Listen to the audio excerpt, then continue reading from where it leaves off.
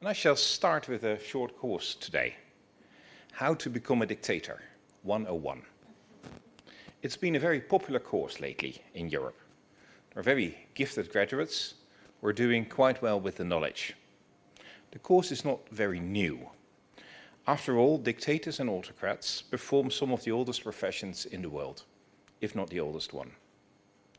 After this introductory course, they have to follow a second course called How Do I Remain a Dictator?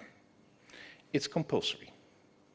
After all, dictators know that becoming a dictator is not the hard part, but staying one is. And it's compulsory to remain a dictator till the end of your life. Or at the very least, make sure that the person you absolutely trust takes over the helm. That's why both North Korea and Azerbaijan now have converged in a form of hereditary dictatorship. In other historical periods, we would have called them royal families. But since they still want to pretend that they are either a socialist state or democracy, it's impossible to formalize the hereditary system. If someone else takes over power, the former dictator risks spending the rest of his life in prison, or if he's lucky, in exile. Hello, Mr. Assad. Lesson 1 of how to become a dictator and how to stay a dictator is actually quite simple. You have to take 2 necessary steps. The first one is to perform a takeover of all the crucial institutions of the state. So make sure that Parliament, the judiciary, the media, and the armed forces become loyal to you. The second step is to make sure that anybody who is dissatisfied is unable to topple your government. There are a few crucial differences between these 2 tasks. The institutions you need to take over and need to take control of are known. You know their addresses, you know who to topple. The places of dissent are both known and unknown. The second step is historically a very difficult and very expensive one. The dictatorship of the 20th century put in place a large apparatus to spy and eavesdrop on potentially all citizens. Hitler took years to set up the SS, the Gestapo, the Sicherheitsdienst and other parts of the state apparatus to monitor, quell and eventually crush dissent. Concentration camps were used against enemies. And immediately after the establishment of the Soviet Union, Lenin founded the Cheka, which decades later would become the KGB. It was run in the same way. The police had both a normal police task and a political police force task. Camps, gulags in his case, and mass informers were used to instill fear and control society. In certain ways, the oppression was extremely violent. In the Great Purge of 1937-1938, more than 700,000 people were executed. Other dictatorships ran similar security apparatus, the Securitate in Romania, the Stasi in Eastern Germany. And it wasn't just Europe. The Khmer Rouge in Cambodia or the Videla regime in Argentina had very similar methods. The security apparatus of these dictatorships was very large, and the cost was enormous. The Stasi in Eastern Germany employed more than 91,000 people when Eastern Germany came to an end. It needed hundreds of thousands of informers. It kept files on 6 million citizens, which means 1 in 3. Preventing dictatorships.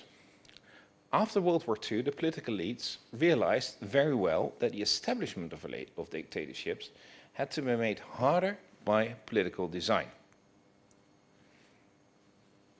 Especially Hitler's takeover of German democracy had been relatively very easy. The main act in the takeover had been a democratic, non-violent act. After the fire in the Reichstag, he sensed the opportunity. He had a minority in parliament and needed a 2/3 majority for a law. This one very short law, the Ermächtigungsgesetz, enabling law, passed on March 23rd, 1933.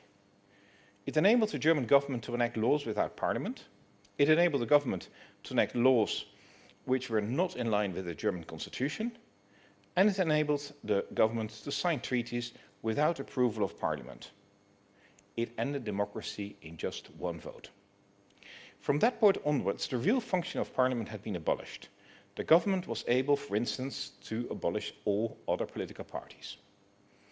The remedy after the Second World War was clear. Put up guardrails to prevent this from reoccurring.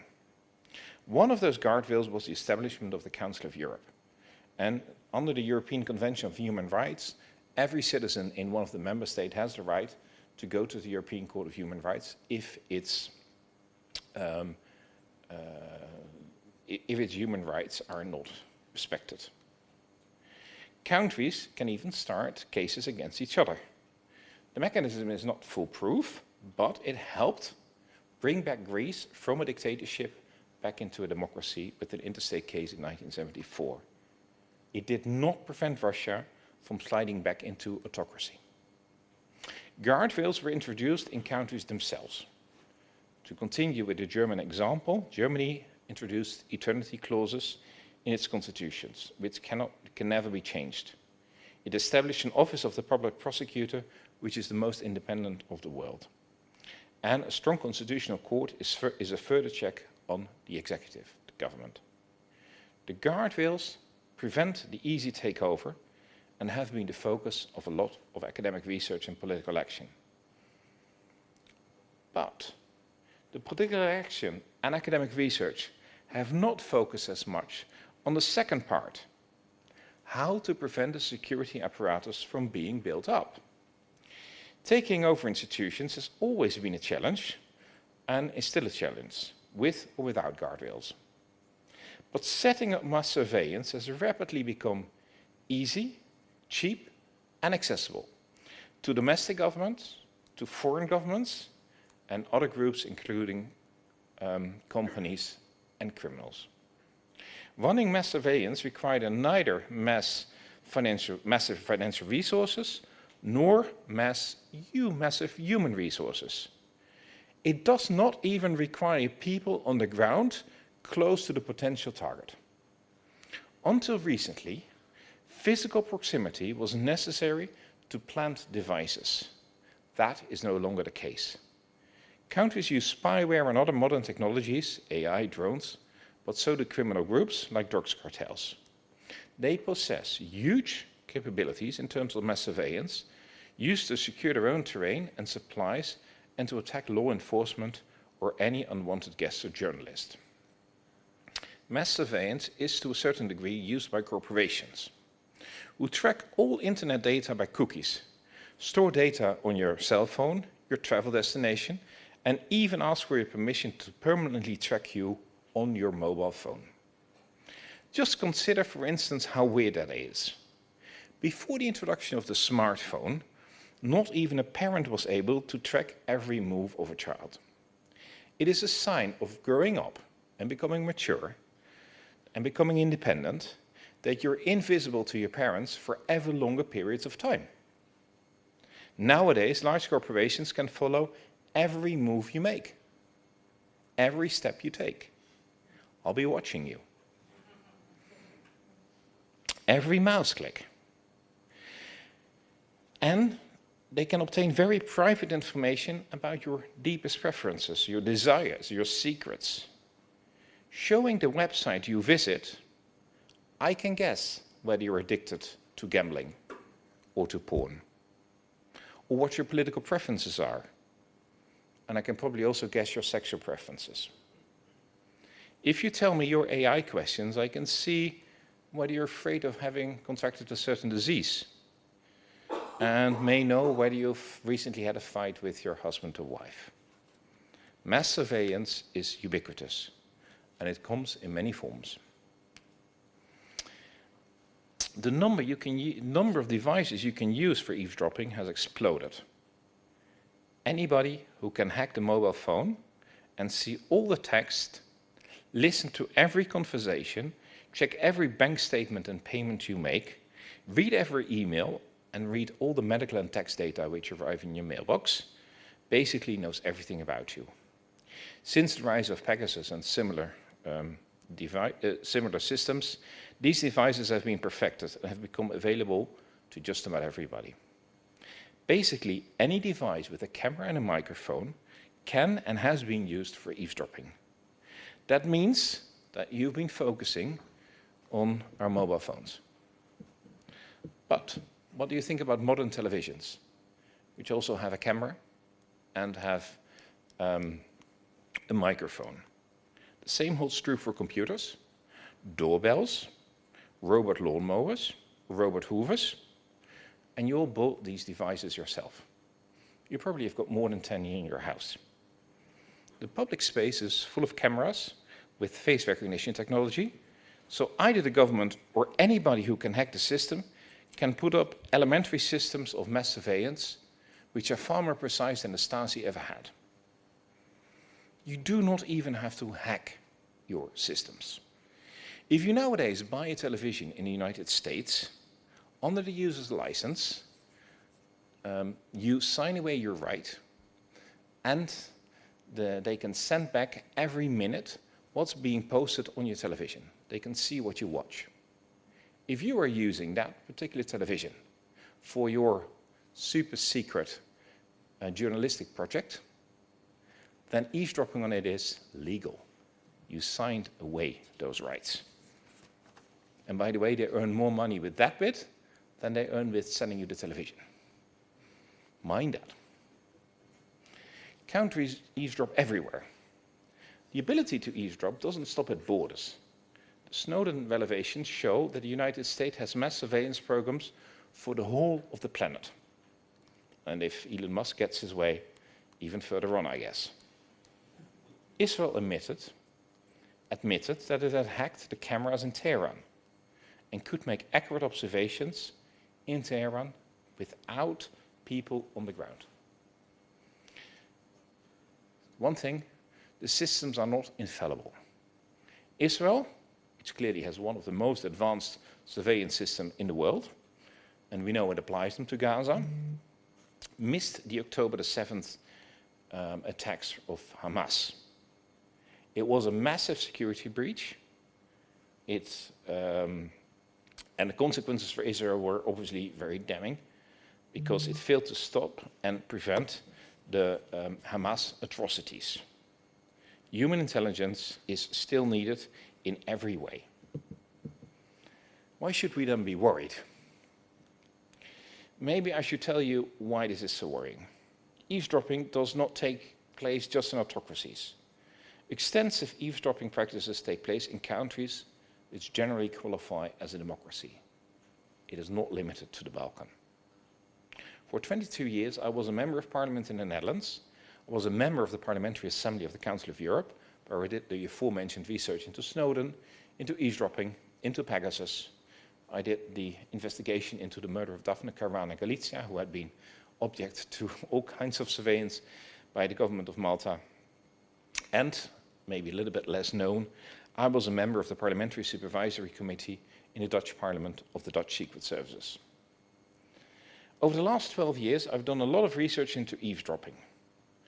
And I've spoken to people, and I know how intrusive it is, and what it feels like to have been the object of this kind of eavesdropping.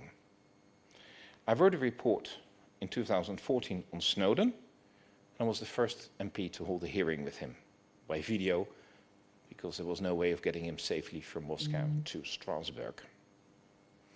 The events of his revelations in 2013, the extent of the revelations in 2013 are still mind-boggling. What shocked me most is the casual acceptance by the public of eavesdropping. If we go back in time, just slightly over 50 years, and go to the United States, Richard Nixon was impeached because his party, not he personally, had broken into the Democratic headquarters. It ended his presidency. In Poland, I know there are a few Polish people in this room, breaking in during the election campaign in the mobile phones with Pegasus of the people leading the campaign was no problem for the PIS government. They could do it. They could show what they got. They even used it, not subvertedly, but publicly. They put it on television. They won the elections, and their election result was accepted by the whole of the world. What a difference 50 years make. The political consequences are absent, and that comes at a price.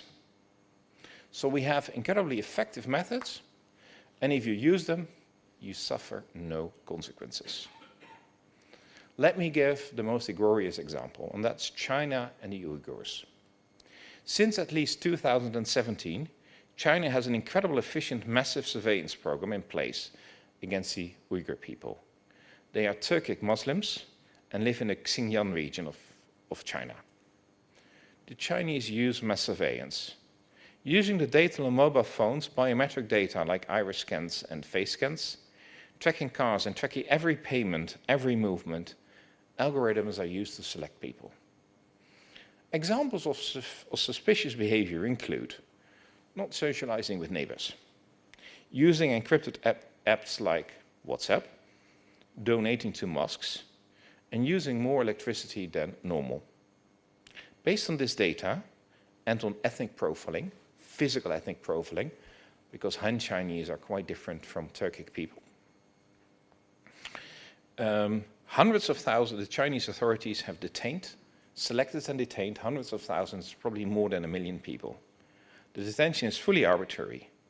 Ill treatment and sexual violence take place, as well as forced labor.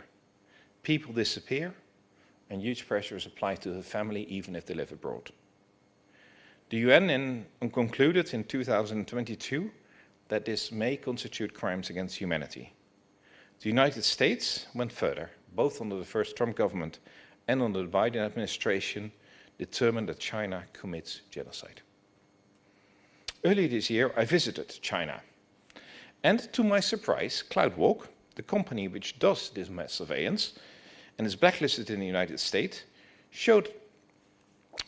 received me and showed me the technology.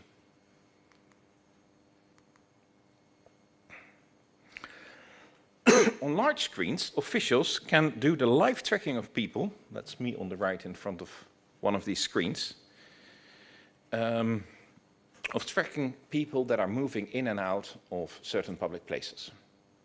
They know them, they can see the name, they can see who they are. They could even couple, if they wanted to, the payment data or who they've been calling of lately.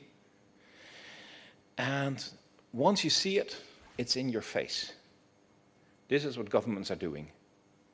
And I have no illusion that things like this are not happening in, for instance, Belgrade. And actually, it's going further than anything George Orwell or Aldous Huxley has ever dreamt of. It's ubiquitous. They took us to the sales room. Normally, they take other governments to this sales room, and you can buy this technology. Zimbabwe installed it. Quite a few Middle Eastern countries are buying it. And if you look in the sales room, you can use this technology for the scanners in customs. And it's not just at the airport in Belgrade. It's also the airport in Amsterdam. Other airports that are using it. You can use it if you withdraw cash from a cash machine. And they even showed me how to use it for the sale of drinks if you get a can of drink. There is no doubt an enormous market for it. The key worry is that both dictatorship and democracies are using eavesdropping to a greater extent than anyone publicly acknowledged or even imagined. There are two reasons democracy resort to mass surveillance. It's cheap, and democracies have problems with their own legitimacy. Sometimes there are real worries about security situations with large crowds. Think about football stadiums. There are real security situations with terrorism. Think about ISIS. On top of that, the Corona period provided an accelerator for mass surveillance methods. Eavesdropping methods have become so invasive and cheap, and we noted that before. it's also been possible to run a number of these programs without adequate democratic supervision. So even in the democracies, we see that these systems are being used without proper parliamentary supervision. Democracies themselves are backsliding all over the world. Democracies do get a legitimacy both from the democratic process and from the democratic outcome. That is, do policy deliver the public goods or not? Let's start with what you think is the basic idea of democracy and then measure how major Western democracies are failing in the objectives. First, we think about process legitimacy. We think of democracies as countries where citizens elect their representatives in a parliament. Unicameral or bicameral doesn't matter. And the executive is either elected directly by popular vote, the president of France or the president of the US, or it's the logical outcome of parliamentary elections. The leader of the biggest democratic party becomes the prime minister. Major laws, like the budget, are approved by a majority of the MPs, and the executive itself is subject to laws and not exempted from it. That's key in the rule of law. Most democracies have inbuilt pressure valves to make sure that outcomes are still available in exceptional circumstances. Because you always need a budget, and the judiciary should not be able to derail the executive with a large number of investigations. So democracies build in escape clauses for exceptional circumstances. The problem is these exceptional circumstances have become normality. Let's take the three Western democracies with a permanent seat at the United Nations: the UK, France, and the US. The French Constitution in Article 59.3 allows for the French government to pass laws without approval of Parliament. The instability of the Fourth Republic led to the introduction of this clause in 1958. Parliament can then reject the law by a vote of no confidence. So it can only reject it by sending the government home. That is dismissing the government of the day, but the president keeps the office. In essence, the majority of budget laws, social security law, and basically every major reform that now passes French Parliament passes by this clause. This means that Parliament is not executing its major function, namely approving yearly budgets. That's a difficult part. That's telling who do you want to tax and who do you want to spend it on and where do you need to cut spending. It's withdrawing from that functions. Politicians can evade responsibility for spending and outlays. And Parliament not adopting a budget was meant to be the exception. It has become the rule. In the UK, prime ministers like Thatcher, Mayor and Blair governed for more than a term and were able to win an election, start the laws, get them on the statute book, execute the laws, and be judged on whether the laws were working or not. That's the essence of a democracy. Since the resignation of David Cameron in 2016, the UK has changed its prime minister quite frequently. For instance, Liz Truss was prime minister for less than 2 months. Truss and Sunak have never managed to obtain a mandate in a general election. The result is that the electorate no longer elects the leader who is able to be in power long enough to change policies and show the results. That's the essential part of the election. The essential part of election, implementation of policies, has effectively broken down in one of our major democracies. Changing a prime minister was meant to be the exception. It became the rule. In the United States, I could talk for a long time right now, but I'll stick to one example. The Constitution grants the president the power to pardon federal offenses. Trump is the first president to use mass pardons and use them for the January 6th insurrection. Recently, he struck a deal with his own attorney general, who used to be his lawyer,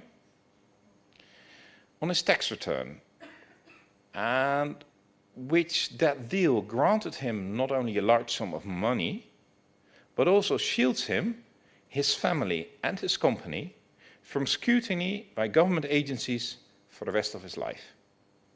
Together with many other actions, he has ended being a subject to almost every law on the statute book in the United States.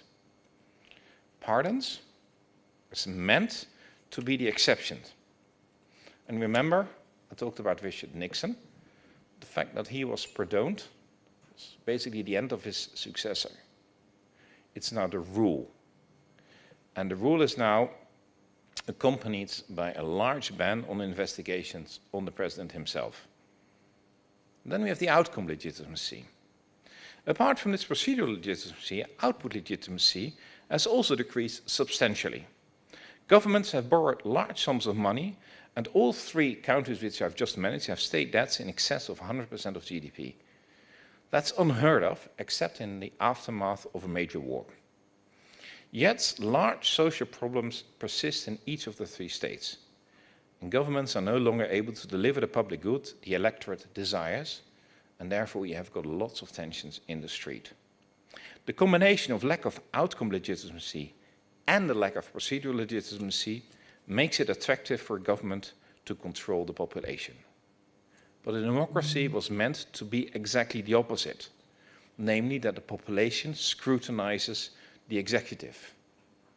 We've changed from an executive that scrutinizes the population, which is contrary to the concept of a democracy. And COVID-19 has normalized it. During COVID-19, many countries introduced surveillance systems of all their citizens to monitor their behavior. Poland, for instance, used face recognition software to monitor home quarantine. Almost all countries had curfews. Usually, they were only there during wartime. This is not a place to discuss the necessity or effectiveness of these measures. But states which require power as an instrument rarely relinquish these voluntarily afterwards.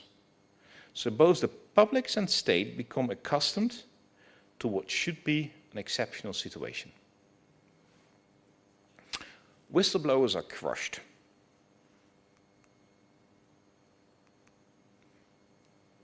States react very strongly to revelations of mass surveillance. I have communicated with all European states on these topics. I asked them, are you using Pegasus or similar systems? And the reactions were either very evasive or very strong.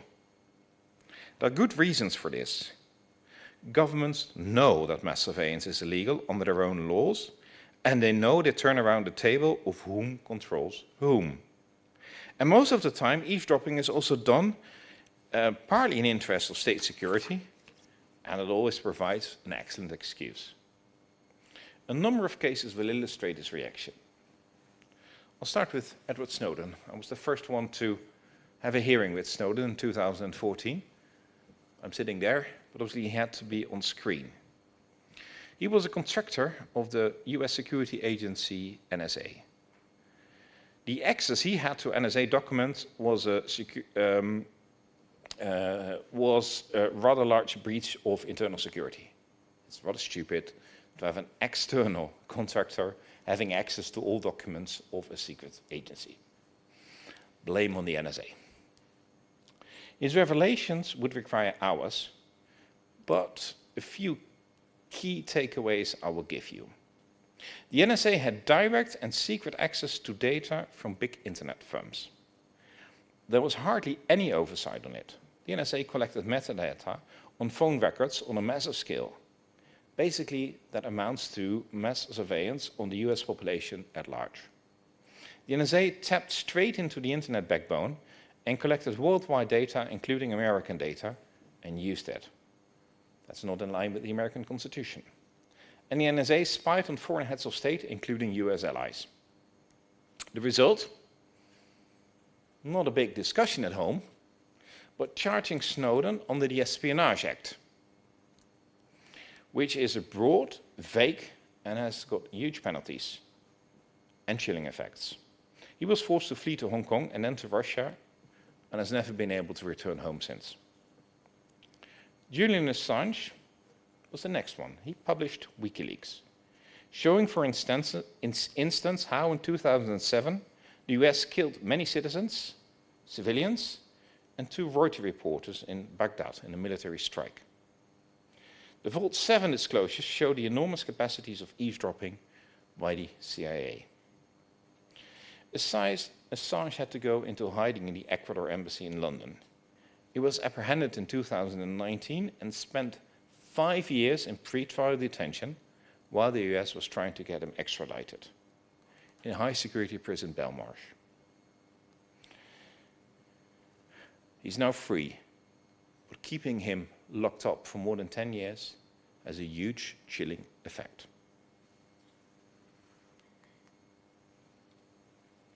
But things can get worse.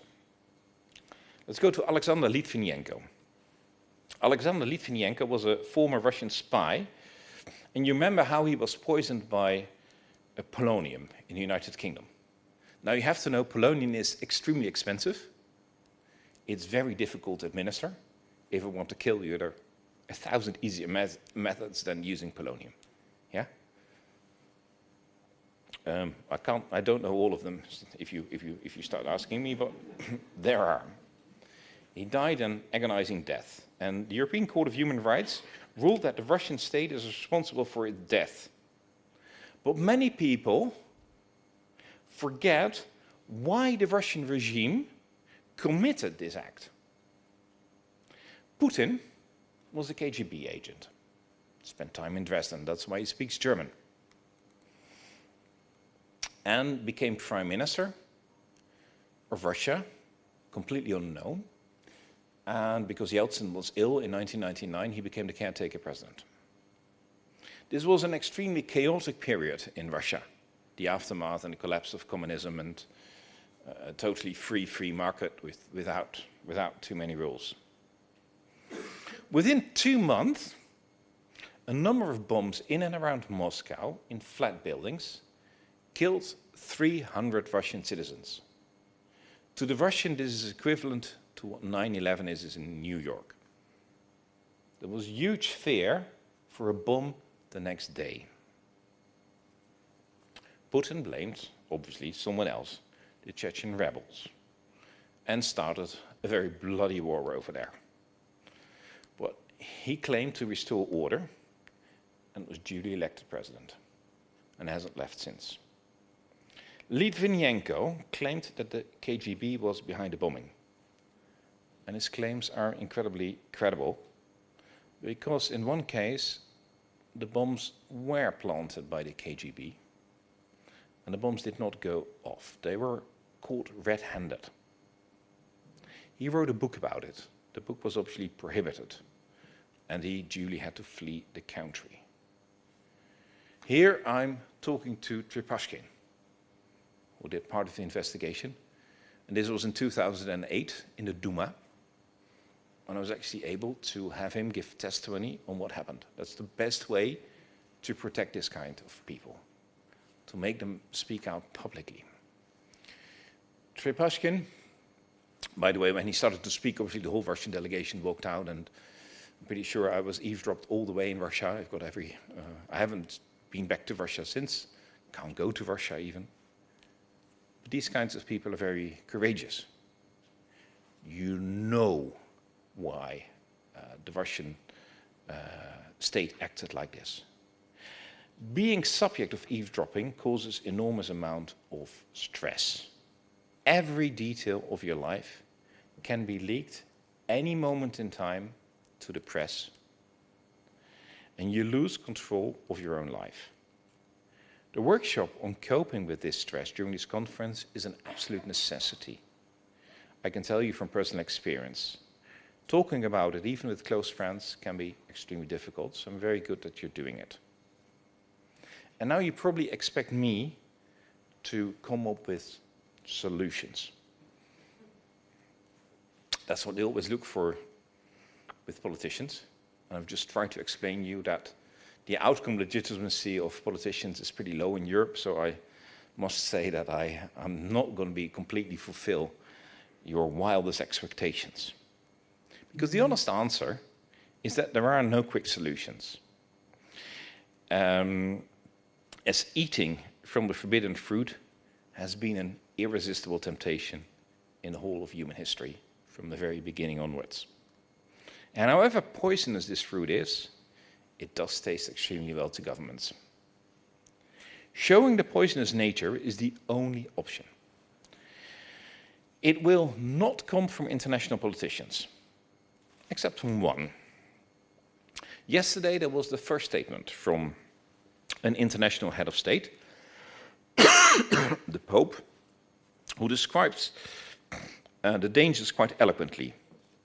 And I quote, so in case you haven't read his paper yet, it's paragraph 171. A further risk, less visible but no less serious, is that of social control made possible by the massive collection of data and the use of algorithmic systems. When every action, movements, purchases, relationships and preferences leaves a trace, a new form of power emerges, namely the power to profile, predict and influence behavior, often without individuals being fully aware of it. If such kinds of data are used to make decisions affecting concrete opportunities, such as access to credit, employment, or essential services, there's a risk of undermining freedom and discriminating against the most vulnerable. Furthermore, control is exercised not only through explicit prohibition, but also through the architecture of visibility. What is amplified or rendered invisible, what is rewarded or penalized, ultimately shapes opinion and choices, fostering conformity and self-censorship. For this reason, freedom in the digital age is not merely a matter of interiority, but also a public concern. It calls for clear rules, transparency, the possibility of recourse and proportionate limits on the use of intrusive technologies, so the technology will remain at the service of human person and not become a form of control over consciences. There were times that politicians were having this kind of speeches. Politicians are now retorting to X or to Truth Social. By the way, naming your own social thing, something which is the truth, is something so far only communist regimes have done. So the Pravda. It does tell something about what you're afraid of. But this is the kind of policies we need, the kind of discussion which is very needed in Western society. So, what could we do? I'll give you three options. Keep describing the dangers and the outcomes of mass surveillance, including the huge chilling effects it has. Second, raise support for international measures, in line with what I just told you. Even leading voices in Silicon Valley, like Elon Musk, may not be your main hero, have asked for a moratorium on the development. So you are not alone in wanting it. And treaties on banning landmines or banning biological warfare once seemed impossible until they were done. Sure, maintaining obligations of limits on mass surveillance will be extremely difficult. But if you never start discussing them and never start thinking about the limits, you're sure the limits will never be imposed. And third, engage with politicians. I know how painful it is to make sure you have a private life as a politician. I've got 4 daughters at home. And politicians who have been subject to these methods may well be more open to limiting them. Make sure to make these promises before they enter government and keep them to them. That's the hard part, and I see that you're laughing. And I've got no clue why. This conference could not be timelier. Thank you very much for organizing it.